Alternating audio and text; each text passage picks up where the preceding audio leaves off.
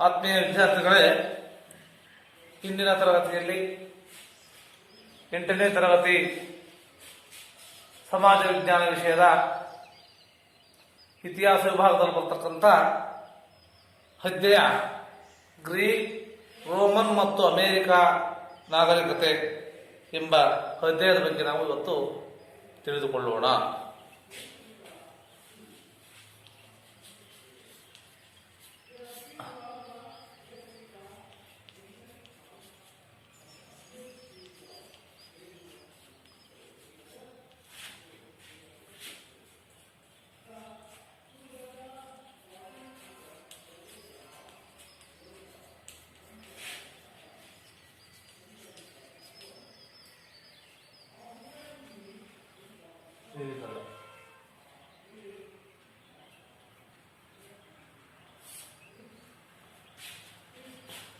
ಈ ಒಂದು ಅಧ್ಯಾಯದಲ್ಲಿ ಪ್ರಮುಖವಾಗಿ ಬರತಕ್ಕಂಥ ಅಂಶಗಳು ಅಂದರೆ ಗ್ರೀಕ್ ನಾಗರಿಕತೆಯ ಬೆಳವಣಿಗೆ ಮತ್ತೆ ಅವರ ಕೊಡುಗೆಗಳೇನು,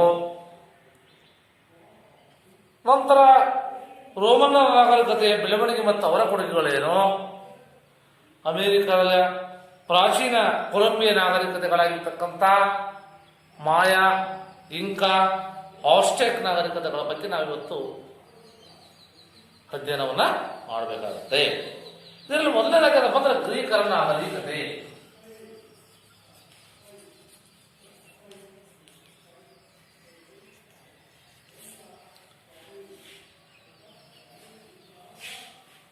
ಗ್ರೀಕರ ನಾಗರಿಕತೆ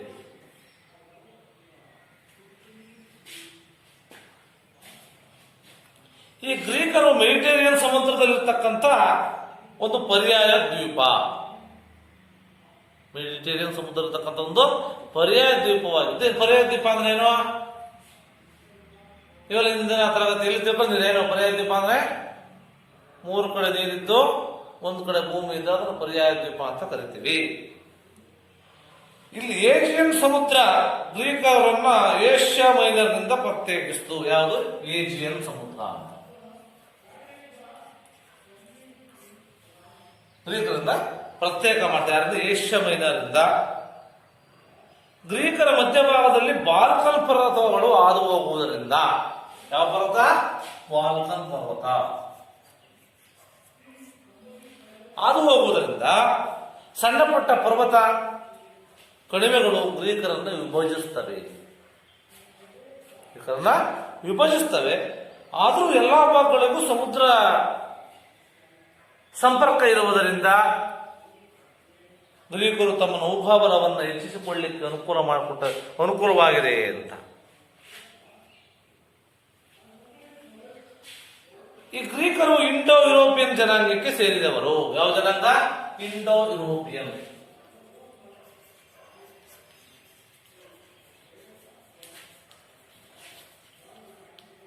ಜನಾಂಗಕ್ಕೆ ಸೇರಿದವರು. ಪ್ರಾಚೀನ ಗ್ರೀಕರನ್ನ ಎಲೆನಿಸ್ ಎಂದು ಕರೀತಾ ಇದ್ರು. ಎಲೆನಿಸ್ ಅಂತ.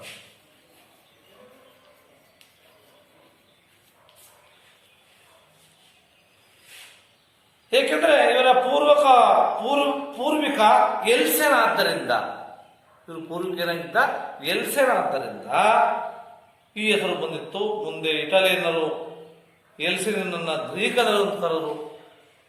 ಅನಂತರ ಪ್ರಾಚೀನ ಗ್ರೀಕರಲ್ಲಿ ಅಯೋನಿಯನ್ ಡೋರಿಯಸ್ ಅಂತಕ್ಕಂಥ ಪಂಗಡಗಳು ಸಹ ಇದ್ದುವಂತೆ. ಇವರು ಗ್ರೀಕರ ವಿವಿಧ ಭಾಗಗಳಲ್ಲಿ ಇವರೆಲ್ಲ ನೆಲೆಸಿದ್ರಂತೆ ಅಂತಕ್ಕಂಥದ್ದನ್ನ ನಾವು ತಿಳಿಯಬೇಕಾಗತ್ತೆ. ಅದರಲ್ಲಿ ನಗರ ರಾಜ್ಯಗಳು ಬರ್ತವೆ. ಇಲ್ಲಿ ಗ್ರೀಕರಲ್ಲಿ ಕೆಲವು ನಗರ ರಾಜ್ಯಗಳು ಬರ್ತವೆ.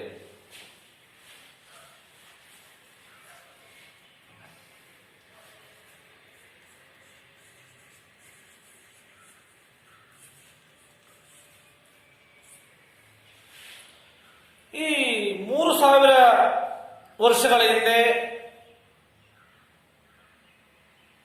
ಗ್ರೀಕಿನ ಪ್ರತಿ ಪಂಗಡಕ್ಕೆ ಒಬ್ಬ ರಾಜ ಇದ್ದ. ಅವನಿಗೆ ಹಿರಿಯರ ಸಲಹಾ ಮಂಡಳಿ ಇರ್ತಾ ಇತ್ತು. ಇಲ್ಲಿ ಕೈಗಾರಿಕೆ ಮತ್ತು ವ್ಯಾಪಾರ ವೃದ್ಧಿಸಿದಂತೆ ಈ ಪಂಗಡಗಳು ನೆಲೆಸಿದ್ದ ಗ್ರಾಮಗಳು ನಿಧಾನವಾಗಿ ಪಟ್ಟಣಗಳಾದವು, ನಗರಗಳಾಗಿ ವಿಕಾಸಗೊಂಡವು. ಮುಂದೆ ಅವುಗಳೇ ನಗರ ರಾಜ್ಯಗಳು ಅಂತ ಅನಿಸ್ತದೆ. ಅವುಗಳೇ ನಗರ ರಾಜ್ಯಗಳು. ಗ್ರೀಕ್ ಭಾಷೆಯಲ್ಲಿ ಪೋಲಿಸ್ ಅಂತಾರೆ. ಪೋಲಿಸ್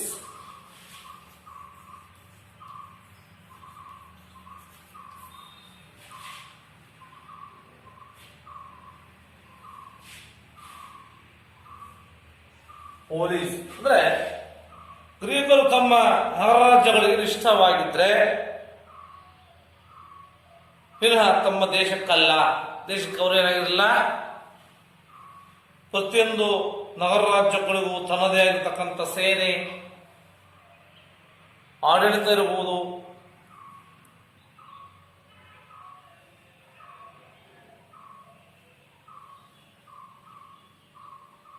ನಗರ ದೇವತೆ ಮೊದಲಾದವುಗಳನ್ನು ಹೊಂದಿದ್ವು.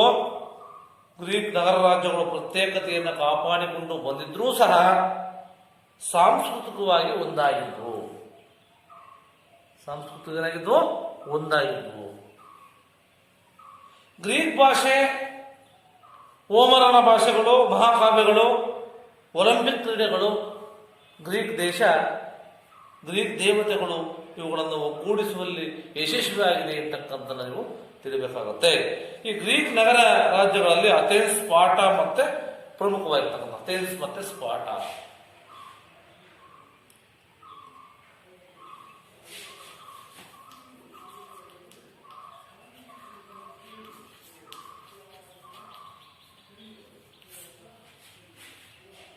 ಅದರಲ್ಲಿ ಮೊದಲಾಗಿ ಅಥೆನ್ಸ್.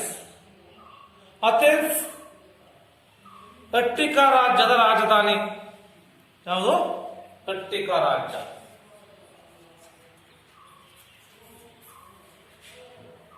ಇದು ಗ್ರೀಕರಲ್ಲಿ ಪ್ರಜಾಪ್ರಭುತ್ವ ವ್ಯವಸ್ಥೆಯನ್ನ ಓದಂತ ಆದರ್ಶ ನಗರ ರಾಜ್ಯವಾಗಿತ್ತು. ಮೊದಲು ಇಲ್ಲಿ ಪ್ರಜಾಪ್ರಭುತ್ವ, ನಂತರ ಶ್ರೀಮಂತ ಪ್ರಭುತ್ವ ಬಂತು. ಆರ್ಕನ್ ಎಂಬ ಆಡಳಿತಗಾರನು ಶ್ರೀಮಂತರನ್ನು ಚುನಾಯಿಸ್ತಾ ಇದ್ದ. ಯಾರು?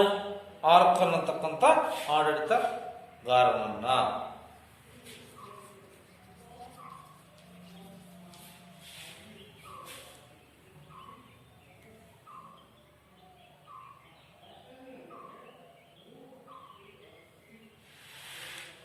ಡ್ರಾಕೋ ಎಂಬಾತನು ಅಥೆನ್ಸ್ನಲ್ಲಿ ನಿರ್ದಯ ಕಾನೂನುಗಳನ್ನು ಜಾರಿಗೆ ತಂದ. ಯಾರು? ಡ್ರಾಕೋ.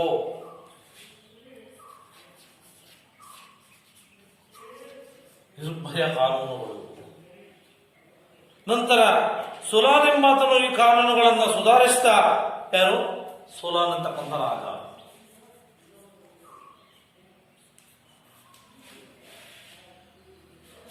ಈ ಕಾನೂನು ಹೆಚ್ಚು ಸುಧಾರಿಸಿ ಜ್ಞಾನಶೀಲ ಸ್ನೇಹಗೊಳಿಸ್ತಾನೆ. ಸೋಲಾನ್ ನಂತರ ಅಥೆನ್ಸ್ನಲ್ಲಿ ಏನಾಗುತ್ತಪ್ಪ ಅಂತಂದ್ರೆ ಈ ಒಂದು ರಾಜಕೀಯ ಅರಾಜಕತೆಯ ವಾತಾವರಣ ನಿರ್ಮಾಣ ಆಗುತ್ತೆ.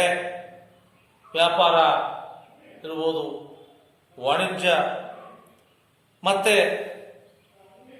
ಉದ್ಯಮಗಳಿಂದಾಗಿ ನಗರದಲ್ಲಿ ಹುಟ್ಟಿದಂತಹ ಮಧ್ಯಮ ವರ್ಗದವರು ಮತ್ತೆ ಬಡ ರೈತರು ಸೇರಿ ಈ ಅರಾಜಕತೆಯ ಕಾಲದಲ್ಲಿ ಏನ್ ಮಾಡ್ತಾರಪ್ಪ ಅಂತಂದ್ರೆ ಹುಟ್ಟಿಕೊಂಡಿದ್ದಂಥ ಸರ್ವಾಧಿಕಾರಿಗಳನ್ನ ಪದಚ್ಯುತಿಗೊಳಿಸ್ತಾರೆ. ಸರ್ವಾಧಿಕಾರಿಗಳನ್ನ ಪದಚ್ಯುತಿಗೊಳಿಸಿ ಅಥೆನ್ಸ್ನಲ್ಲಿ ಪ್ರಜಾಪ್ರಭುತ್ವವನ್ನ ನೆಲೆಗೊಳಿಸಬೇಕು ಎಂತಕ್ಕಂಥದ್ದು ಅವರ ಪ್ರಮುಖ ಪಾತ್ರವಾಗಿತ್ತು. ಯಾರ ಪಾತ್ರ? ಗ್ರೀಕರ ಪಾತ್ರ. ನಂತರ ಅಥೆನ್ಸ್ನಲ್ಲಿ ಪೆರಿಕ್ಲಿಸ್ನ ಕಾಲ ಆರಂಭ ಆಗುತ್ತೆ. ಯಾರು? ಪೆರಿಕ್ಲಿಸ್.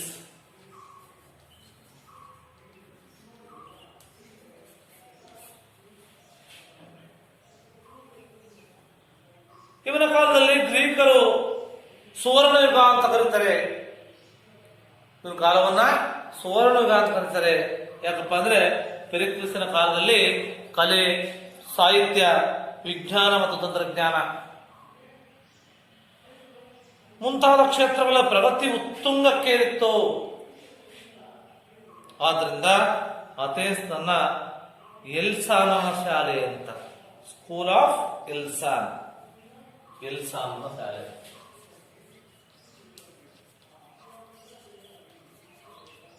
ಶಾಲೆ ಅಂತ ಕರೆದು ಇದು ಪೆರಿಕ್ಲಿಸ್ ಕರೆದ. ಸಾಕ್ರಟಿಸ್, ಪ್ಲೇಟೋ, ಅರಿಸ್ಟಾಟಲ್ ಇವರೆಲ್ಲ ದಾರ್ಶನಿಕರು, ಅಥೆನ್ಸ್ಗೆ ಸೇರತಕ್ಕಂಥ ವ್ಯಕ್ತಿಗಳು. ಅರಿಸ್ಟಾಟಲ್ ಯಾರು? ರಾಜ್ಯಶಾಸ್ತ್ರದ ಪಿತಾಮಹ ಇವರು. ಮತ್ತೆ ಪ್ಲೇಟೋ ಇವರೆಲ್ಲ ಅಥೆನ್ಸ್ಗೆ ಸೇರಿದವರಾಗಿದ್ದರು. ಅದಾದ ನಂತರ ಸ್ಪಾಟ ಬರುತ್ತೆ, ಎರಡನೇ ನಗರ ರಾಜ್ಯಗಳಲ್ಲಿ ಇರ್ತಕ್ಕಂಥ ಸ್ಪಾಟ. ಡೇರಿಯಸ್ ಪಂಗಡದ ನಗರ ರಾಜ್ಯವಾದ ಸ್ಪಾಟ. ಡೇರಿಯನ್.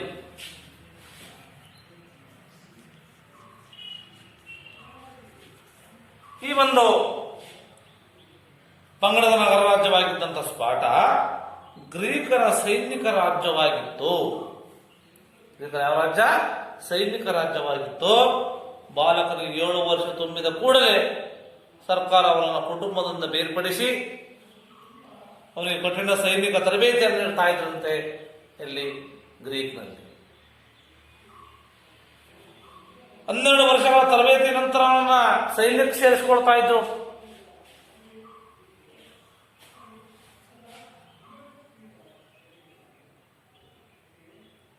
ಹೀಗೆ ಬಲಿಷ್ಠ ಸೈನಿಕ ಸಾಮರ್ಥ್ಯವನ್ನು ಹೊಂದಿದಂತ ನಗರ ಯಾವುದಪ್ಪ ಅಂತಂದ್ರೆ ಸ್ಪಾಟ ನಗರ ರಾಜ್ಯವಾಗಿತ್ತು.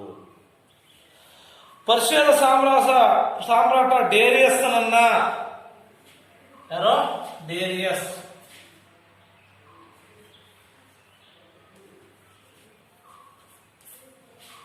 ಡೇರಿಯಸ್ನನ್ನ ಗ್ರೀಕರ ಮೇಲೆ ದಾಳಿ ಮಾಡಿದಾಗ ಅಥೆನ್ಸ್ ಮತ್ತು ಸ್ಪಾಟ ನಗರ ರಾಜ್ಯಗಳು ಒಗ್ಗೂಡಿ ಪರ್ಷಿಯವನ್ನ ಮ್ಯಾರಥಾನ್ ಕದನದಲ್ಲಿ ಏನ್ ಮಾಡ್ತವೆ? ಸೋಲಿಸ್ತವೆ. ಯಾವ ಕದನ? ಮ್ಯಾರಥಾನ್.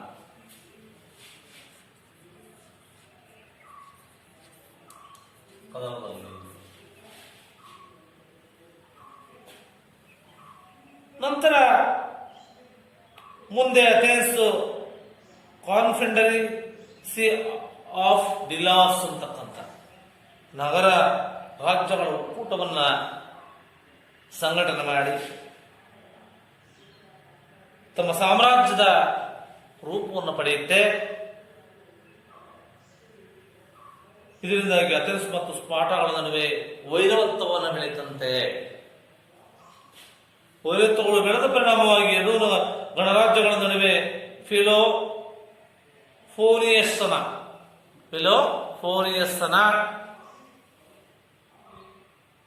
ಯುದ್ಧ ಜರುಗುತ್ತೆ.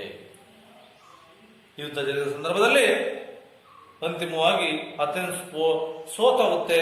ಸ್ಪಾಟ ಅದರ ಅಧೀನ ರಾಜ್ಯವಾಗಿ ಉಳಿಯುತ್ತೆ. ಸ್ಪಾಟ ವಿರುದ್ಧ ಅಥೆನ್ಸ್ ಸೈನಿಕನಾಗಿ ಸೋತು, ಆದರೆ ಸಾಂಸ್ಕೃತಿಕ ಪ್ರಗತಿಯನ್ನು ಬಹಳಷ್ಟು ಸಾಧಿಸಿತ್ತು. ಸೈನಿಕ ವ್ಯವಸ್ಥೆಯಲ್ಲಿ ಸೋತರೂ ಸಹ ಇಂದು ಸಾಂಸ್ಕೃತಿಕ ವ್ಯವಸ್ಥೆಯಲ್ಲಿ ಉತ್ತಮವಾಗಿರ್ತಕ್ಕಂಥ ಸ್ಥಾನವನ್ನು ಹೊಂದಿತ್ತು ಅನ್ನೋದನ್ನ ವಿದ್ಯಾರ್ಥಿಗಳು ನೀವೆಲ್ಲ ತಿಳಿದುಕೊಳ್ಳಬೇಕು. ಅನಂತರ ಕ್ರಿಸ್ತಪ್ಪ ಪೂರ್ವ 5ನೇ ಶತಮಾನದ ವೇಳೆಗೆ ಪರ್ಷಿಯನ್ನರ ಆಕ್ರಮಣ ಆಗುತ್ತೆ. ಸ್ಪಾಟ ಮತ್ತು ಅಥೆನ್ಸ್ಗಳ ನಡುವೆ ಸಂಘರ್ಷ ಆಗುತ್ತೆ. ಸಂಘರ್ಷದಿಂದ ಗ್ರೀಕ್ ನಾಗರಿಕತೆ ತನ್ನ ಪ್ರಾಮುಖ್ಯತೆಯನ್ನ ಕಳೆದುಕೊಳ್ತು ಅನ್ನೋದನ್ನು ನಾವೆಲ್ಲ ಅರ್ಥ ಮಾಡಿಕೊಳ್ಬೇಕಾಗುತ್ತೆ. ಈ ರೀತಿಯಾಗಿ ಇವೆರಡು ನಗರ ರಾಜ್ಯಗಳು ಈ ಒಂದು ಗ್ರೀಕ್ನಲ್ಲಿದ್ದು ಅನ್ನೋದನ್ನ ಇವೆಲ್ಲ ತಿಳಿಬೇಕಾಗುತ್ತೆ. ಇದಾದ ನಂತರ ಇವರ ಧರ್ಮ ಯಾವುದಾದರೆ, ಯಾವ ಧರ್ಮ? ಗ್ರೀಕರ ಧರ್ಮ.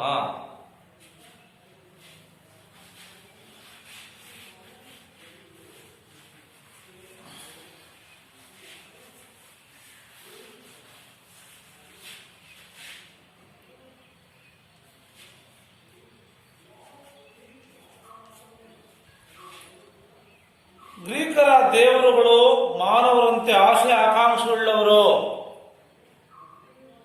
ಅವ್ರಿಗೂ ಆಸೆ ಇತ್ತಂತ ದೇವರುಗಳಿಗೆ. ಈ ದೇವರುಗಳು ಒಲಂಪಸ್ ಪರ್ವತದ ಮೇಲೆ ವಾಸವಾಗಿದ್ದರೆಂದು. ಯಾವ ಪರ್ವತ? ಒಲಂಪಸ್.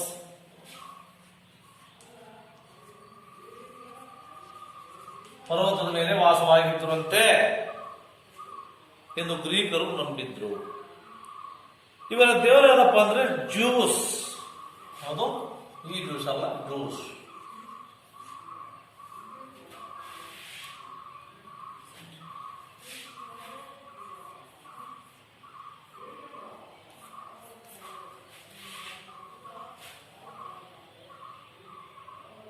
ಇವನ ಪತ್ನಿ ಈರ. ಜ್ಯೂಸನ ಪತ್ನಿ ಯಾರು? ಈರ. ಇವರ ದೇವರು. ಇವರಲ್ಲದೆ ಅಫಾಲೋ, ಆಫ್ರೊಡೈಟ್ ಅಂತ. ಅಪೋಲೋ,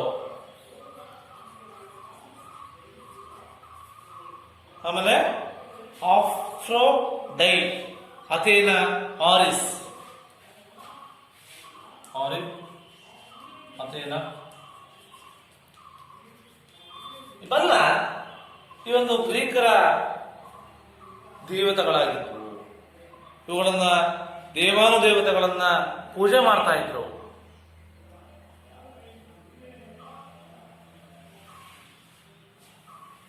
ಅಥೇನ್ಸ್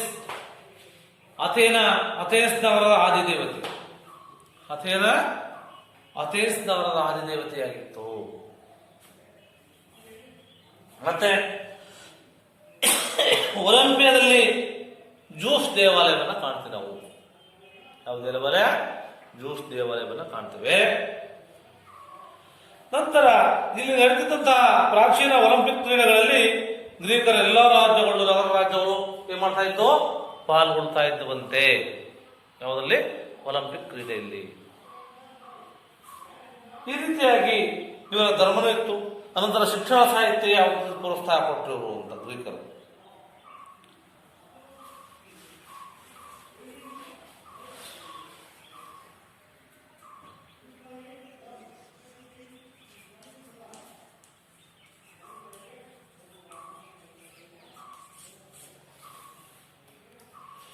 ಈ ಶ್ರೇಷ್ಠ ಗ್ರೀಕ್ ತತ್ವಜ್ಞಾನಿ ಯಾರು? ಸಾಕ್ರಟಿಸ್.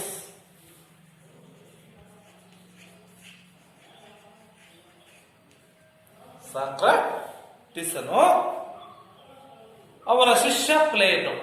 ಸಾಕ್ರಟಿಸನ ಶಿಷ್ಯರು ಪ್ಲೇಟೋ.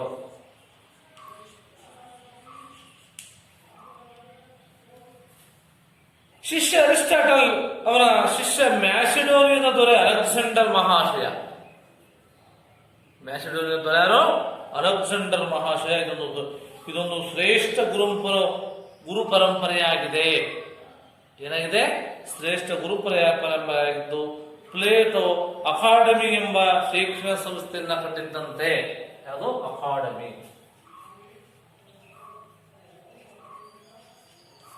ಒಂದು ಸಂಸ್ಥೆಯನ್ನು ಕಟ್ಟಿದ್ದಂತೆ, ಶೈಕ್ಷಣಿಕ ಸಂಸ್ಥೆದು. ಅರಿಸ್ಟಾಟಲನು ಲೇಸಿಯಂ ಎಂಬ ಶೈಕ್ಷಣಿಕ ಸಂಸ್ಥೆಯನ್ನ, ಅರಿಸ್ಟಾಟಲನು ಲೇಸಿಯಂ ಎಂಬ ಸಂಸ್ಥೆಯನ್ನ ಆರಂಭಿಸಿದ್ದ. ಡೆಮೋಸ್ಥೆನೆಸ್ ಅತ್ಯುತ್ತಮ ಭಾಷಣಕಾರನಾಗಿದ್ದ ಕಾಲದಲ್ಲಿ. ಹೋಮರ್ ಎಂಬ ಅಂಧ ಕವಿ, ಈಲಿಯಡ್ ಮತ್ತು ಒಡಿಸ್ಸಾ ಎಂಬ ಮಹಾಕಾವ್ಯಗಳು. ಯಾರು? ಹೋಮರನ ಕೃತಿಗಳು ಎರಡು.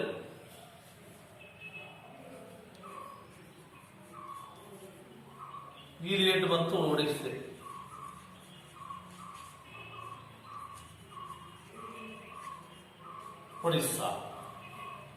ಒಡಿಸ್ಸಿ ಎಂಬ ಎರಡು ಮಹಾಕಾವ್ಯಗಳನ್ನ ರಚಿಸಿದ್ದ. ಈ ಎರಡು ಮಹಾಕಾವ್ಯಗಳು ಗ್ರೀಕರ ಅಂದಿನ ಜೀವನ ಯಾವ ರೀತಿ ಇತ್ತು, ಅವರ ಸಾಮಾಜಿಕ ಮತ್ತು ಧಾರ್ಮಿಕ ವ್ಯವಸ್ಥೆ ಯಾವ ರೀತಿ ಇತ್ತು, ನಂತರ ವ್ಯವಸ್ಥೆಗಳ ಬಗ್ಗೆ ಈ ವಿವರಗಳನ್ನು ನೀಡುತ್ತವೆ. ಈಲಿಯಟ್ ಗ್ರೀಕರು ಟ್ರೈನ್ ಎಂಬ ನಗರದ ಮೇಲೆ ವಿಜಯವನ್ನ ಸಾಧಿಸಿದ್ರಂತೆ. ನಗರದ ಮೇಲೆ, ಟ್ರೈ ಅಂತಕ್ಕಂಥ ನಗರದ ಮೇಲೆ. ಮತ್ತು ಒಡಿಸ್ಸಿಯ ಗ್ರೀಕ್ ವೀರ ಒಡಿಸ್ಯುಸನು ಟ್ರೈನಿಂದ ಹಿಂದಿರುಗಿ ಬರುವಾಗ ಸಾಹಸ ಚಿತ್ರವನ್ನು ನಾವು ಕಾಣ್ತೇವೆ. ನಂತರ ಹೆರೋಡೋಟಸ್ ಥುಸಿಡೈಡಿಸ್ ಅಂತ ಇತಿಹಾಸಕಾರರು, ಇತಿಹಾಸ ಪಿತಾಮಹ ನಿಮ್ಗೆ ಗೊತ್ತಿರ್ಬೇಕಾದ್ರು ಹೆರೋಡೋಟಸನು ಇತಿಹಾಸ ಪಿತಾಮಹ ಅಂತ ನಾವು ಕರಿತೀವಿ. ಮತ್ತೆ ಇಸ್ಕಿಲಸ್, ಸೋಫೋಕ್ಲಿಸ್ ಯೂರಿಪಿಡಿಸ್ ಅಂತಕ್ಕಂಥ ಪ್ರಮುಖ ನಾಟಕಕಾರರು ಇಲ್ಲಿದ್ರು. ಸೋಫೋಕ್ಲಿಸ್ ಜಗತ್ತಿನ ಸುಪ್ರಸಿದ್ಧ ನಾಟಕಗಳಲ್ಲಿ ಬರ್ತಕ್ಕಂಥ ಒಂದಾಗಿರ್ತಕ್ಕಂಥ ಇಡಿಪಸ್ ಅಂತ.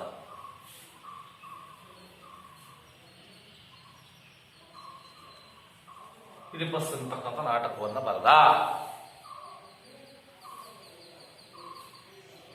ಮತ್ತು ಅಂತಿಗೋನೆ ಅಂತಕ್ಕಂಥದ್ದು ಅದು ನಾಟಕವನ್ನು ಬರೆದವನು ಅನ್ನೋದನ್ನು ನೀವೆಲ್ಲ ತಿಳಿಬೇಕಾಗುತ್ತೆ.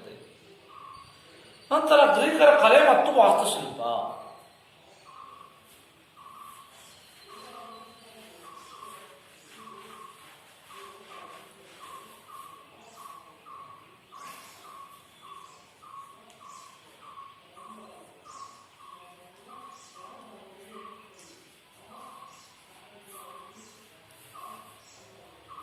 ಗ್ರೀಕರು ಗುಲಾಮಗಿರಿ ಸರ್ವವ್ಯಾಪಿಯಾಗಿತ್ತು. ಇದು ಗ್ರೀಕರಿಗೆ ಸಾಕಷ್ಟು ಬಿಡುವಿನ ಸಮಯವನ್ನು ಕಲ್ಪಿಸಿ ವಿವಿಧ ಕಲೆಗಳಲ್ಲಿ ತೊಡಗಿಸಿಕೊಂಡಿದ್ರು, ಪ್ರೇರೇಪಿಸಿದರು. ಗ್ರೀಕರು ಲೈರ್ ಎಂಬ ತಂತಿ ವಾದ್ಯವನ್ನ, ಯಾರೋ ಲೈರ್ ಅಂತ, ಲೈರ್ ಎಂಬ ತಂತಿ ವಾದ್ಯವನ್ನ ವಾದ್ಯದೊಂದಿಗೆ ಆಡ್ತಾ ಇದ್ರಂತೆ. ಗ್ರೀಕರು ಸಂಗೀತ, ನಾಟಕ, ನೃತ್ಯ ಕ್ಷೇತ್ರಗಳಲ್ಲಿ ಸಾಧನೆಯನ್ನು ಮಾಡಿದ್ರಂತೆ. ಅದರಲ್ಲಿ ವಾಸ್ತುಶಿಲ್ಪ, ಮೂರ್ತಿಶಿಲ್ಪ, ಚಿತ್ರಕಲೆಯಲ್ಲೂ ಸಹ ಅಪಾರ ಸಾಧನೆಯನ್ನ ಮಾಡುವುದರ ಮೂಲಕ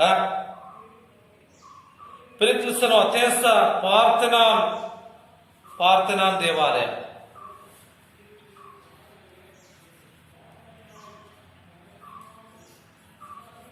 ದೇವಾಲಯ ಅಮೃತ ಶಿಲೆಗಳಿಂದ ನಿರ್ಮಾಣ ಮಾಡಿದ್ದಂತೆ. ಇದು ಸುಂದರ ವಾಸ್ತುಶಿಲ್ಪಕ್ಕೆ ಉದಾಹರಣೆ. ಚಕ್ರವಸೆಯುತ್ತಿರ್ತಕ್ಕಂಥ ಕ್ರೀಡಾಪಟು ಡಿಸ್ಕೋ ಬಲಸ್ ಅಂತಕ್ಕಂಥವನು ಅದ್ಭುತ ಶಿಲ್ಪವನ್ನ ಮೈರನ್ನಿಂದ ಎಂಬುವನು ಪಡೆದಿದ್ದಾನೆ. ಯಾರು? ಮೈರನ್ ಅಂತಕ್ಕಂಥವನು. ಗ್ರೀಕ್ ಶಿಲ್ಪಕಲೆಗಳು ಮಾನವನ ದೇಹ ರಚನೆ ನೈಜವಾಗಿ ಚಿತ್ರಿಸುವುದಕ್ಕೆ ಪ್ರಮುಖವಾಗಿರ್ತಕ್ಕಂಥ ಉದಾಹರಣೆ ಇರ್ತಕ್ಕಂಥ ವಿದ್ಯಾರ್ಥಿಗಳು ನೀವೆಲ್ಲ ತಿಳಿಬೇಕಾಗುತ್ತೆ. ಉದಾಹರಣೆಯಾಗಿ ಪಾಲಿಗ್ನಟಸ್ ಅಂದಿನ ಪ್ರಮುಖ ಚಿತ್ರಕಾರನಾಗಿದ್ದ ಪಾಲಿಗ್ನಟಸ್ ಅಂತವನು. ನಂತರ ಅವರ ವಿಜ್ಞಾನದಲ್ಲಿ ಯಾವ ರೀತಿ ಮುಂದುವರೆದು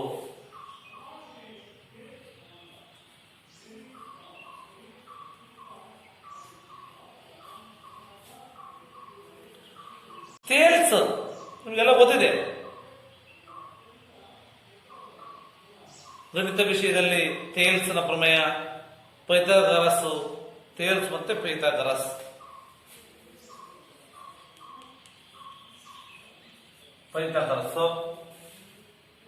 ಇವರು ಗಣಿತ ಕ್ಷೇತ್ರದ ದಿಗ್ಗಜರು. ಗಣಿತ ಕ್ಷೇತ್ರದಲ್ಲಿ ದಿಗ್ಗಜರು. ಅಣು ಸಿದ್ಧಾಂತವನ್ನ ಸ್ಪಷ್ಟವಾಗಿ ಪ್ರತಿಪಾದಿಸ್ತವನು ಡೆಮಾಕ್ರಿಟಿಸ್ ಅಂತ. ಡೆಮಾಕ್ರಿಟಿಸ್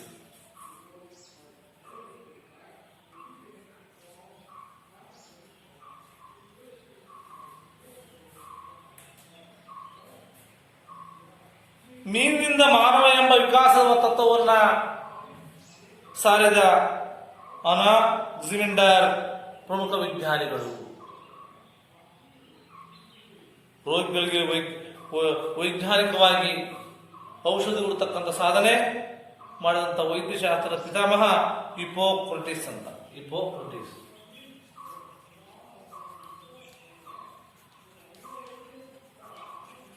ವೈದ್ಯಶಾಸ್ತ್ರದ ಪಿತಾಮಹ.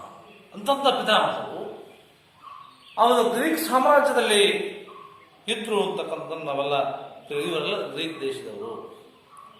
ನಂತರ ಅವರು ಕ್ರೀಡೆಗೆ ಸಂಬಂಧಪಟ್ಟಂತೆ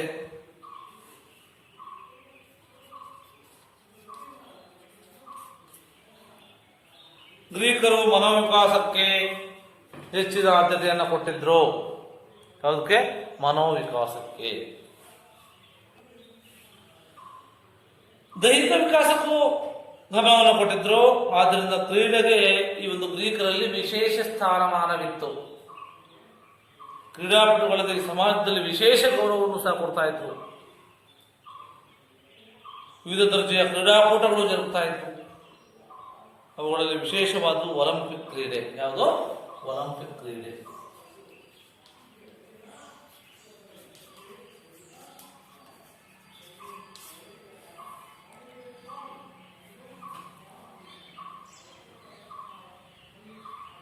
ಇದು 2750 ವರ್ಷಗಳ ಹಿಂದೆ, 2750 ವರ್ಷಗಳ ಹಿಂದೆ ಒಲಿಂಪಿಯಾದಲ್ಲಿ ಆರಂಭವಾಗಿತ್ತು. ಒಲಿಂಪಿಯಾ ಅಂತಕ್ಕಂಥ ಒಂದು ಪ್ಲೇಸ್ ಅಲ್ಲಿ ಏನಾಗಿತ್ತಂತೆ, ಇದು ಆರಂಭವಾಗಿತ್ತಂತೆ.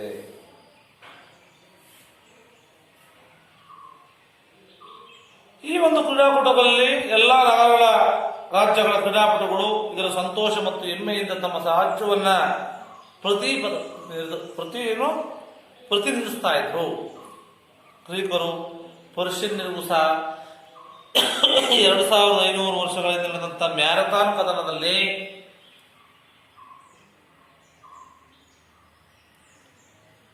ಗ್ರೀಕರು ಜಯಗಳಿಸಿ ಈ ಸಂತೋಷದ ಸುದ್ದಿಯನ್ನ ಯುದ್ಧ ಭೂಮಿಯಿಂದ 24 ಮೈಲಿ ದೂರದಲ್ಲಿ ಅಥೆನ್ಸನ್ನು ಮುಟ್ಟಲಿಕ್ಕೆ ಪೈಡಸ್ ಎಂಬ ಸೈನಿಕ ಓಡದಂತೆ. ಪೈಡಸ್ ಎಂಬತಕ್ಕಂಥ ಸೈನಿಕ ಓಡದಂತೆ.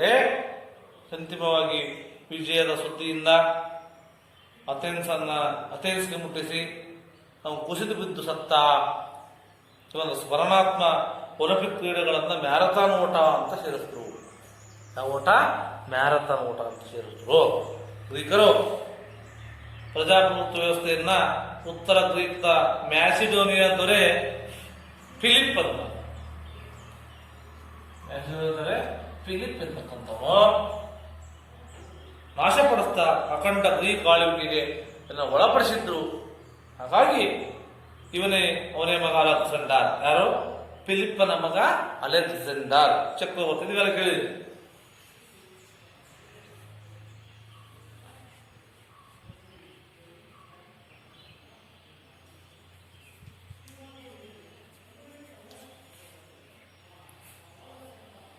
ಈತನು ಮಹಾನ್ ದಿಗ್ವಿಜಯ.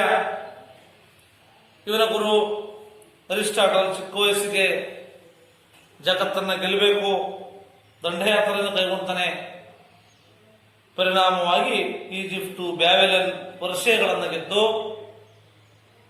ಭಾರತದವರೆಗೂ ಬರ್ತಾನೆ. ಅಲೆಕ್ಸಾಂಡರ್ ಭಾರತವರೆಗೂ ಬಂದರೂ ಸಹ ನಂತರ ತನ್ನ ದೇಶಕ್ಕೆ ಹಿಂದಿರುಗುವ ಮಾರ್ಗದಲ್ಲಿ ಅವನು ಮಡಿತಾನೆ. ಭಾರತಕ್ಕೆ ಬಂದು ಹೋಗ್ತಾರೆ. ನಂತರ ಈಜಿಪ್ಟ್ನಲ್ಲಿ ಅಲೆಕ್ಸಾಂಡ್ರಿಯಾ ಎಂಬ ನಗರವನ್ನು ಕಟ್ಟಿಸಿದ. ಅಲೆಕ್ಸಾಂಡ್ರಿಯಾ ಎಂಬ ನಗರವನ್ನು ಅವನು ಕಟ್ಟಿಸಿದ್ದಂತೆ ಅಂತಕ್ಕಂಥದ್ದನ್ನ ವಿದ್ಯಾರ್ಥಿಗಳೇ ಈ ಒಂದು ಯಾರಲ್ಲಿ ಈ ಕ್ರೀಡೆಯಲ್ಲಿ ಈ ಒಂದು ಗ್ರೀಕರ ಕ್ರೀಡೆ ಯಾವ ರೀತಿ ಇತ್ತು ಅಂತಕ್ಕಂಥದ್ರಲ್ಲಿ ಇವೆಲ್ಲ ಅಧ್ಯಯನ ಮಾಡಿದ್ರಿ.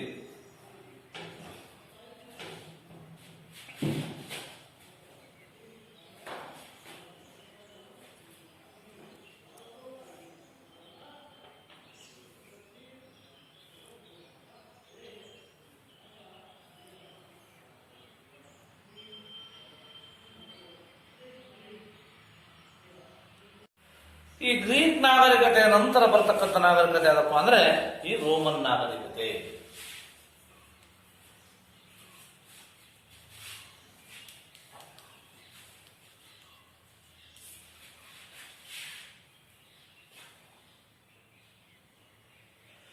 ಯುರೋಪಿನ ದಕ್ಷಿಣ ಮೆಡಿಟರೇನಿಯನ್ ಸಮುದ್ರದಲ್ಲಿ ನೀಳವಾಗಿ ಚಾಚಿಕೊಂಡಿರ್ತಕ್ಕಂಥ ಪರ್ಯಾಯ ದ್ವೀಪವೇ ಇಟಲಿ.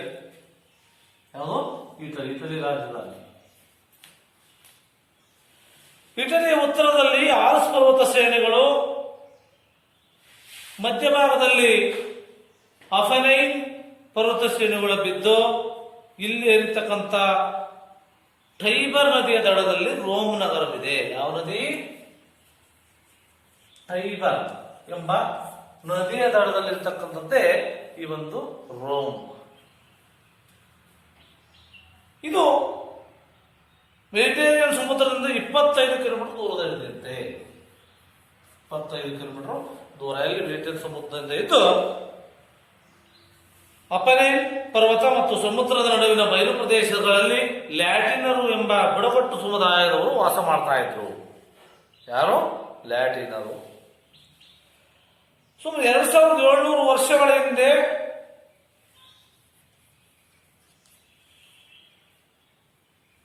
ಟೈಬರ್ ನದಿಯ ದಡೆಯಲ್ಲಿ ರೋಮ್ ಎಂಬ ಜನವಸತಿ ಪ್ರದೇಶ ಹುಟ್ಟಿಕೊಂಡಿತ್ತು. ರೋಮ್ ಅತ್ಯಂತ ಪುರಾತನ ನಿವಾಸಿಗಳ ವಂಶೀಯನ್ನ ಪೆಟ್ರಿಷಿಯನ್ನರು ಅಂತ ಕರೀತಾ ಇದ್ದಾರೆ. ಅಂತ ಪೆಟ್ರಿಷಿಯನ್ನರು.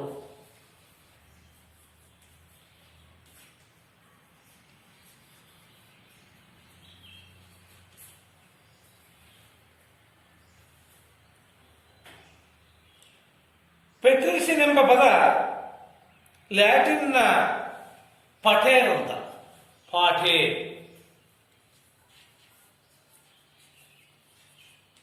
ಪಾಟೇರ್ ಅಂದ್ರೆ ಲ್ಯಾಟಿನ್ ಭಾಷೆಯಲ್ಲಿ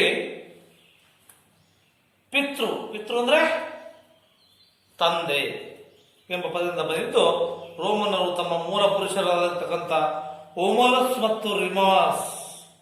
ಓಮುಲಸ್ ಮತ್ತೆ ರಿಮಾಸ್ ಎಂಬುದನ್ನು ನಂಬಿದ್ರು. ರೋಮ್ ನಲ್ಲಿ ಈ ಒಂದು ದೇಶ ರಾಜ್ಯಾಡಳಿತಕ್ಕೆ ಒಳಗಾಗಿತ್ತು. ರೋಮನ್ನರಿಗೆ ಅಸೆಂಬ್ಲಿ ಹಾಗೂ ಸೆನೆಟ್ ಎಂಬ 2 ರಾಜಕೀಯ ಸಲಹಾ ಸಮಿತಿಗಳು ಇದ್ದವು. ಯಾವುದು? ಅಸೆಂಬ್ಲಿ ಮತ್ತು ಸೆನೆಟ್.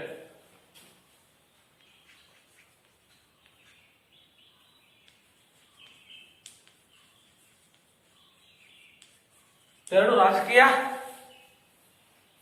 ಸಲಹಾ ಸಂಸ್ಥೆಗಳು. ಅಸೆಂಬ್ಲಿಯು ಎಲ್ಲ ಮಧ್ಯ ವಯಸ್ಸಿನ ಪುರುಷರನ್ನು ಹೊಂದಿತ್ತು. ಯಾವುದು? ಅಸೆಂಬ್ಲಿ. ಸೆನೆಟ್ ಪ್ರತಿಷ್ಠರ ಸಭೆಯಾಗಿತ್ತು. ಇದು ಅತ್ಯಂತ ಪ್ರಭಾವಿ ಸಂಸ್ಥೆಯಾಗಿತ್ತು. ಅಸೆಂಬ್ಲಿ ಹಾಗೂ ರಾಜನ ಪ್ರಸ್ತಾಪಗಳನ್ನ ತಿರಸ್ಕರಿಸುವ ಹಕ್ಕು ಈ ಒಂದು ಸೆನೆಟ್ಗೆ ಇತ್ತು ಅಂತಕ್ಕಂಥ ನೀವೆಲ್ಲ ತಿಳಿಬೇಕಾಗುತ್ತೆ. ನಂತರ ಪೂರ್ವ 6ನೇ ಶತಮಾನದಲ್ಲಿ ರಾಜತ್ವವನ್ನ ಕಳಿಸಿ ಗಣರಾಜ್ಯವನ್ನ ಸ್ಥಾಪಿಸಿದರು. ಇದನ್ನ ಗಣರಾಜ್ಯವನ್ನ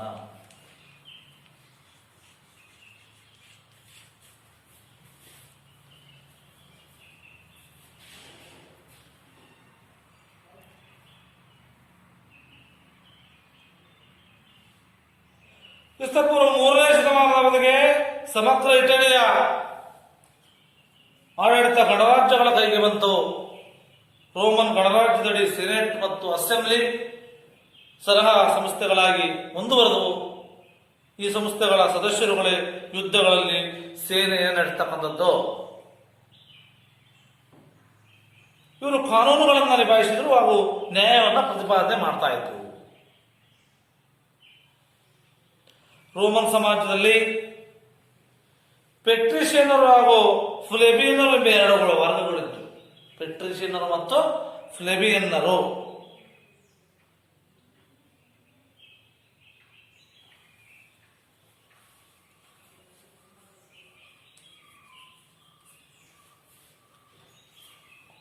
ಪೆಟ್ರಿಷಿಯನ್ನರು ಸಮಾಜದ ಪ್ರತಿಷ್ಠರು. ಇವರು ಮೇಲುವರ್ಗದವರು ಮತ್ತು ಭೂಮಾಲೀಕರು. ಇವರು ಸೆನೆಟ್ ಅನ್ನು ಮಾತ್ರ ನಿಯಂತ್ರಣ ಮಾಡ್ತಾ ಇದ್ರು. ಪ್ಲೆಬಿಯನ್ನರು ಜನಸಾಮಾನ್ಯರವರು. ಇವರು ಸಾಮಾನ್ಯ ಕೆಲಸಗಾರರು, ಸಣ್ಣ ಭೂಮಿಗಳಿಂದ ಹೊಂದಿರತಕ್ಕಂಥ ಕುಶಲಕರ್ಮಿಗಳು, ಸಣ್ಣ ವ್ಯಾಪಾರಸ್ಥರು ಹಾಗೂ ಸೈನಿಕರಾಗಿದ್ದರು. ಇವರ ಹಕ್ಕುಗಳು ಸೀಮಿತವಾಗಿತ್ತು. ಯಾರಿಗೆ? ಪ್ಲೆಬಿಯನ್ನರಿಗೆ. ಪೆಟ್ರಿಷಿಯನ್ನರಿಗಿಂತ ಪ್ಲೆಬಿಯನ್ನರ ಹಕ್ಕುಗಳು ಸೀಮಿತವಾಗಿದ್ದವು. ಮತ್ತು ಕುಶಲಕರ್ಮಿಗಳು ಆಗಿದ್ರು ಇವರು.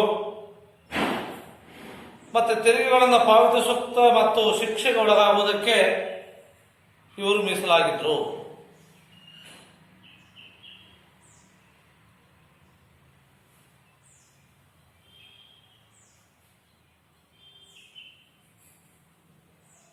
ಇವರು ಕೌನ್ಸಿಲ್ ಮತ್ತು ಸೆನೆಟ್ ಪ್ಲೆಬಿಯನ್ನರ ವಿಚಾರವಾಗಿ ತೆಗೆದುಕೊಂಡ ನಿರ್ಧಾರಗಳನ್ನ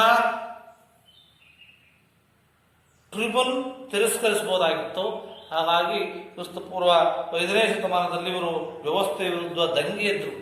ಈ ಒಂದು ವ್ಯವಸ್ಥೆ ವಿರುದ್ಧ. ಇದರಿಂದಾಗಿ ಪೆಟ್ರಿಷಿಯನ್ನರು ಇವರುಗಳಿಗೆ ಕೆಲವು ರಿಯಾಯಿತಿಗಳನ್ನು ನೀಡಿದರು. ಹೀಗಾಗಿ ಈ ಒಂದು ಕಾನೂನುಗಳಿಂದ ಶಾಸನಬದ್ಧ ಆಳ್ವಿಕೆಯನ್ನು ತಂದರು. ಇದರಿಂದ ಪ್ರಜೆಗಳ ಹಕ್ಕುಗಳನ್ನು ಪರೀಕ್ಷಿಸಿದ್ದಲ್ಲದೆ ಅವರ ಉಲ್ಲಂಘನೆಯನ್ನ ವಿರೋಧ ಮಾಡತಕ್ಕಂಥ ಇಂಥ ಕೆಳಭಾಗ ಮಾಡಿದ್ರೆ ಅದನ್ನು ಉಲ್ಲಂಘನೆ ಮಾಡ್ತಕ್ಕಂಥ, ವಿರೋಧ ಮಾಡ್ತಕ್ಕಂಥದ್ದು. ನಂತರ ಹೊಸ ಪ್ರದೇಶಗಳ ವಿಸ್ತರಣೆ ಅಭಿಲಾಷೆಯನ್ನ ರೋಮನ್ನರು ಹೊಂದಿದ್ರು. ಹೊಸ ಸಂಘರ್ಷಕ್ಕೆ ಮಾಡಿಕೊಟ್ರು. ಈಗ ಇವರು ಉತ್ತರದ ಆಫ್ರಿಕಾದ ಕರಾವಳಿಯಲ್ಲಿರ್ತಕ್ಕಂಥ ಕಾರ್ಥೇಜ್ ಎಂಬ ನಗರದ ಜೊತೆ ಕಾದಾಡಿದರು. ಕಾರ್ಥೇಜ್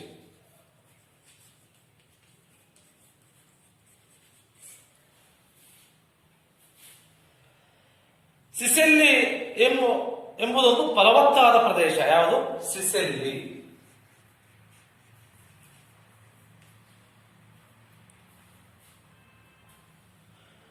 ಇದರ ಹಿಡಿತಕ್ಕಾಗಿ ಸುಮಾರು 118 ವರ್ಷಗಳ ಕಾಲ ಕಾದಾಡಿದ್ರು.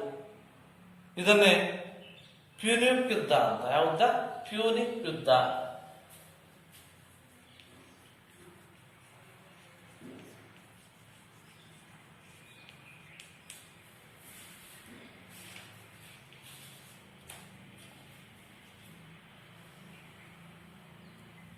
ನಂತರ ಈ ಯುದ್ಧದಲ್ಲಿ ಕಾರ್ಥೇಜಿಯನ್ನರು ಪರಾಭವಗೊಂಡರು.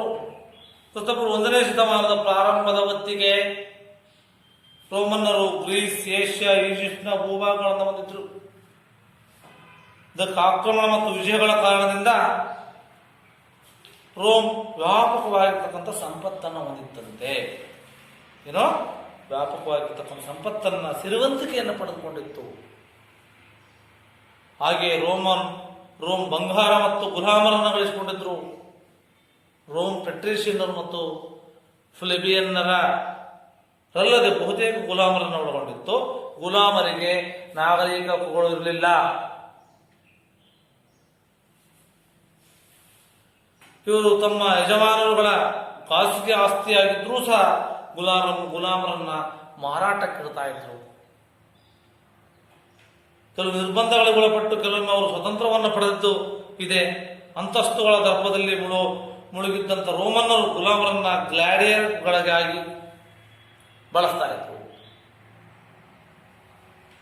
ಗ್ಲಾಡಿಯೇಟರ್ಗಳ ಸೆಣಸಾಟದ ಪೈಪೋಟಿಯನ್ನ ಎಫಿಥಿಯೇಟರ್ನಿಂದ ವೀಕ್ಷಣೆ ಮಾಡಿ ರಂಜನೆಯನ್ನು ಪಡ್ತಕ್ಕಂಥ ಕೆಲಸವನ್ನು ಮಾಡ್ತಾ ಇದ್ರು.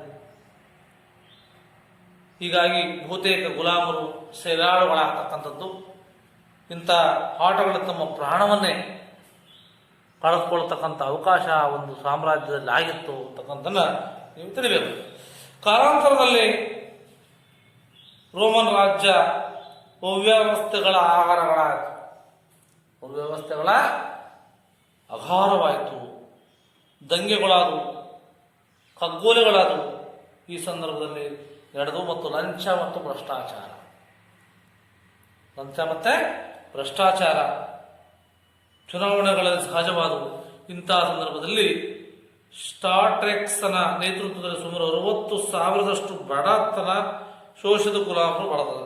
ಏನಾದ್ರು ದಂಗೆ ಇದ್ರು. 60,000 ಬಡವರು ಮತ್ತೆ ಶೋಷಿತರು ಇರ್ತಾರಲ್ಲ, ಅವರು ಏನ್ ಮಾಡ್ತಾರಪ್ಪ ಅಂದ್ರೆ ಅವರ ವಿರುದ್ಧ ದಂಗೆ ಅಂತಾರೆ. ನಂತರ 1 ವರ್ಷಗಳ ಕಾಲ ಹೋರಾಡಿದವರನ್ನ ಅಮಾನುಷವಾಗಿ ಹತ್ಯೆಗೈತರೆ ಮತ್ತು 60,000 ಜನರನ್ನ ಈ ಸಂದರ್ಭದಲ್ಲಿ ಸಿಲುಬೆಗೂ ಸಹ ಏರಿಸಿದ್ರಂತೆ. ನಿರಂತರ ಯುದ್ಧಗಳಿಂದ ಸೇನಾಧಿಕಾರಿಗಳು ಸೆನೆಟಿನ ಅಧಿಕಾರವನ್ನ ಗೌಣವಾಗಿಸಿ ಸಹಸ್ರಾರು ಸೇನಾಧಿಕಾರಿಗಳಲ್ಲಿ ಪಂಪೆ ಮತ್ತು ಜೂಲಿಯಸ್ ಸೀಜರ್ ಮತ್ತೆ ಪಂಪೆ.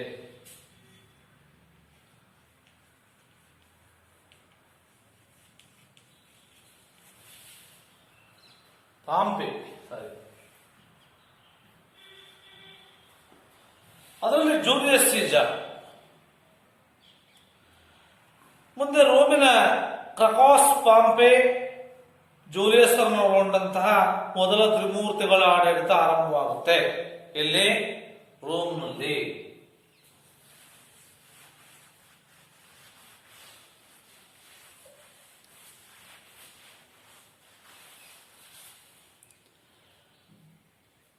ದಂಡನಾಯಕರಾಗಿ ಜೂಲಿಯಸ್ ಸೀಜರ್ ಫ್ರಾನ್ಸ್, ಇಂಗ್ಲೆಂಡ್ಗಳನ್ನ ಗೆದ್ರೆ, ಪಾಂಪೆಯು ಸಿರಿಯಾ ಮತ್ತು ಟರ್ಕಿಗಳನ್ನು ಗೆಲ್ತಾನೆ. ಸಿರಿಯಾ ಮತ್ತು ಟರ್ಕಿಯನ್ನ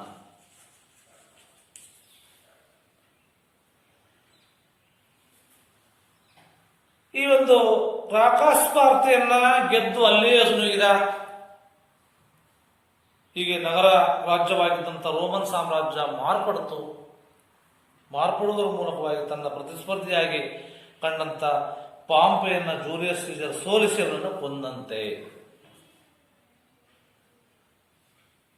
ನಂತರ ಈಜಿಪ್ಟ್ ಅನ್ನ ಪ್ರವೇಶಿಸಿ ಅಲ್ಲಿನ ರಾಣಿ ಕ್ಲಿಯೋಪಾತ್ರ ಅಂತ, ಈಜಿಪ್ಟ್ ನಲ್ಲಿ ಯಾರಿದ್ದ ಕ್ಲಿಯೋಪಾತ್ರ ಅಂತ, ಇವಳನ್ನ ಪ್ರೀತಿ ಗಳಿಸಿ ಬಲಿಷ್ಠರಾದ ಜೂಲಿಯಸ್ ಸೀಸರನು ತನ್ನನ್ನ ಡಿಕ್ಟೇಟರ್ ಅಂತ, ಡಿಕ್ಟೇಟರ್ ಅಂದ್ರೆ ಮೀನ್ಸ್ ಸರ್ವಾಧಿಕಾರಿ ಎಂದು ಘೋಷಣೆ ಮಾಡ್ಕೊಂತಾನೆ. ಘೋಷಣೆಗೊಳ್ಳುವುದರ ಮೂಲಕವಾಗಿ ರೋಮ್ ಗಣರಾಜ್ಯವನ್ನ ವ್ಯವಸ್ಥೆಯನ್ನ ಶಿಥಿಲಗೊಳಿಸ್ತಾನೆ. ಶಿಥಿಲ ಅಂದ್ರೆ ಹಾಳು ಮಾಡ್ತಾನೆ ಅಂತ. ಯಾರು? ಜೂಲಿಯಸ್ ಸೀಸರ್ ಡಿಕ್ಟೇಟರ್, ಸರ್ವಾಧಿಕಾರಿಯಾಗಿ.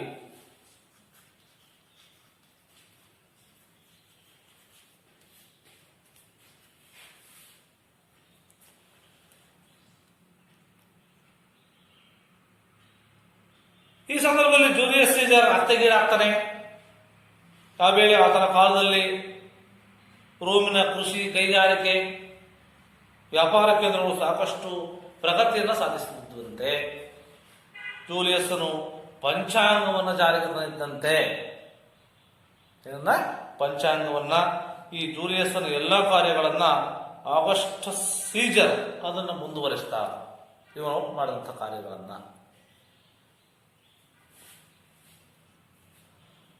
ಈ ಆಗಸ್ಟನ ಮೊದಲ ಹೆಸರು ಅಕ್ವೇವಿಯಸ್ ಅಂತ. ಅಕ್ವೇವಿಯಸ್ ಅವನು ಮಾರ್ಕ್ ಆಂಟೋನಿ ಲೆಫಿಡಸ್ ಜೊತೆಗೆ ಸೇರಿ ಎರಡನೇ ತ್ರಿಮೂರ್ತಿಗಳ ಆಡಳಿತವನ್ನ ಆರಂಭಿಸ್ತಾನೆ. ಈ ಒಂದು ಆಂಟೋನಿಯ ಮತ್ತೆ ಕ್ಲಿಯೋಪಾತ್ರಳ ಪಕ್ಷ ಸೇರಿದ್ದರಿಂದ ಅವನನ್ನ ಅಕ್ವೇವಿಯಂ ಕದನದಲ್ಲಿ ಸೋಲಿಸ್ತಾರೆ ಆಗಸ್ಟ್ ಸೀಸರನನ್ನ. ಅಂತಿಮವಾಗಿ ಆಂಟೋನಿ ಮತ್ತು ಕ್ಲಿಯೋಪಾತ್ರ ಇವರಿಬ್ಬರು ಏನ್ ಮಾಡ್ತಾರಪ್ಪ ಅಂದ್ರೆ ಆತ್ಮಹತ್ಯೆಯನ್ನ ಮಾಡಿಕೊಡ್ತಾರಂತೆ. ಹಾಗಾಗಿ ಈ ಒಂದು ನಂತರ ಆಗಸ್ಟನು ಇಂಪರೇಟರ್ ಎಂಬ ಬಿರುದನ್ನ ಪಡೆದ. ಆ ಬಿರುದು ಇಂಪರೇಟರ್.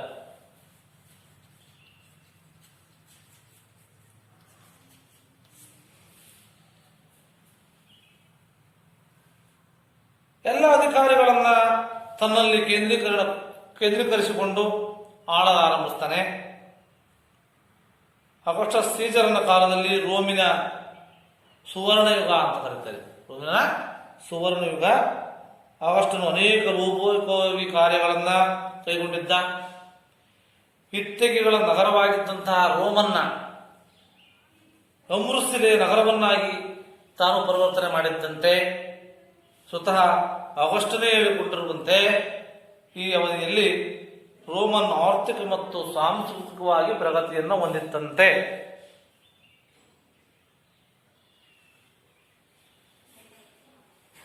ಆಗಸ್ಟ್ ನಂತರ ಬರ್ತಕ್ಕಂಥರು ಮಾರ್ಕಸ್ ಅರಿಲಿಯಸ್ ಅಂತ. ಮಾರ್ಕಸ್ ಅರಿಲಿಯಸ್ ಅಂತಕ್ಕಂಥ ಬರ್ತಾನೆ. ಕಾನ್ಸ್ಟಂಟೈನ್ ಹೊರತುಪಡಿಸಿದರೆ ರೋಮಿನ ಕೊನೆಯ ದೊರೆಗಳು ಅಸಮರ್ಥರಾಗಿದ್ರು, ಸಮರ್ಥರಿರಲಿಲ್ಲ. ಹಾಗಾಗಿ ಇದೇ ಒಡಲಸ್ ಎಂಬ ಬರ್ಬರ ಜನಾಂಗದ ಆಕ್ರಮಣ ಮಾಡಿ ಒಂದು ಅಂತಿಮವಾಗಿ 15 ವರ್ಷಗಳ ಹಿಂದೆ ಪ್ರಾಚೀನ ರೋಮ್ ಸಾಮ್ರಾಜ್ಯ ಕಣ್ಮರೆಯಾಯಿತು. ಇವರು ರೋಮನರು ಸಾಹಿತ್ಯಕ್ಕೂ ಸಹ ಪ್ರೋತ್ಸಾಹ ಕೊಟ್ಟಿದ್ರು. ರೋಮನರು ಸಾಹಿತ್ಯ ಕ್ಷೇತ್ರದಲ್ಲಿ ಸಾಕಷ್ಟು ಪ್ರಗತಿಯನ್ನು ಸಾಧಿಸಿದರು. ವರ್ಜಿಯಲ್ ರೋಮಿನ ಶ್ರೇಷ್ಠ ಕವಿ. ವರ್ಜಿಯಲ್ ಈನಿಯಡ್ನ ಅವನ ಮಹಾಕಾವ್ಯ ಓವಿಡ್ ಮತ್ತೊಬ್ಬ ಶ್ರೇಷ್ಠ ಕವಿ. ಇವನು ಮೆಟಾ ಮಾರ್ಪಸಿಸ್ ಎಂಬ ಕೃತಿಯಲ್ಲಿ ಗ್ರೀಕ್ ಪುರಾಣ ಕಥನಗಳನ್ನ ದಾಖಲಿಸಿದ್ದಾನೆ. ಇದಲ್ಲದೆ ಸಿಸಿರೋ, ಟಾರೆನ್ಸ್ ಮೊದಲಾದವರು ಖ್ಯಾತರಾಗಿದ್ದರು. ಜೂಲಿಯಸ್ ಸೀಸರ್ ಒಳ್ಳೆಯ ಇತಿಹಾಸಕಾರ ಕೂಡ ಆಗಿದ್ದಂತೆ. ಒಳ್ಳೆಯ ಇತಿಹಾಸಕಾರ. ಅವನು ಗಾಲಿಕ್ ಯುದ್ಧಗಳನ್ನ 7 ಸಂಪುಟಗಳಲ್ಲಿ ದಾಖಲೆ ಮಾಡಿದರೆ. ಲಿವಿ ಟಾಸಿಟಸ್ ರೋಮಿನ ಪ್ರಮುಖ ಇತಿಹಾಸಕಾರರಾಗಿದ್ದರು. ನಂತರ ಈ ಒಂದು ತಂತ್ರಜ್ಞಾನದಲ್ಲೂ ಮುಂದುವರೆದಿದ್ರು ಯಾರು? ರೋಮನರು. ಅದರಲ್ಲಿ ರೋಮನರು ಹೊಸ ಚಿಂತನೆಗಳನ್ನು ಹಾಕದೆ ಗ್ರೀಕರ ತನ್ನ ಚಿಂತನೆಗಳನ್ನೇ ಮುಂದುವರಿಸಿ ಪಶ್ಚಿಮದ ಸಾಕ್ರಟಿಸ್ ಎಂದೇ ಪ್ರಸಿದ್ಧನಾಗಿದ್ದಂಥ ಕ್ಯಾಟೋ ಇಲ್ಲಿ ಪ್ರಮುಖನಾಗಿದ್ದ. ಕ್ಯಾಟೋ ಅಂತಕ್ಕಂಥವನು ಸಿಸಿರೋ, ಸೆನೆಕಾ ಚಕ್ರವರ್ತಿ, ಮಾರ್ಕಸ್ ಅರಿಯಲಿಸ್ ಅವರು ಸ್ಪೋಯಿಕ ತತ್ವವನ್ನು ಪ್ರತಿಪಾದಿಸುವುದರ ಮೂಲಕ ನಿಸರ್ಗದೊಂದಿಗೆ ಹೊಂದಿಕೊಂಡು ಬಾಳಿ ಎಂದು ಸಾರ್ತಕ್ಕಂಥದ್ದು ಘೋಷಣೆ ಮಾಡ್ತಾರೆ. ಈ ರೀತಿಯಾಗಿ ವಿದ್ಯಾರ್ಥಿಗಳೇ, ನೀವು ಇದುವರೆಗೂ ಸಹ ಗ್ರೀಕರ ನಾಗರಿಕತೆ ಯಾವ ರೀತಿ ಬೆಳವಣಿಗೆ ಆಯ್ತು, ಅವ್ರ ಕೊಡುಗೆಗಳನ್ನು ಕೊಟ್ಟಿದ್ದಾರೆ, ಮತ್ತೆ ರೋಮನ್ನ ನಾಗರಿಕತೆಯ ಬೆಳವಣಿಗೆ ಮತ್ತು ಕೊಡುಗೆಗಳ ಬಗ್ಗೆ ಇವತ್ತು ಎಲ್ಲ ತಿಳ್ಕೊಂಡಿದ್ದೀರಿ. ಎಲ್ಲರಿಗೂ ಧನ್ಯವಾದ.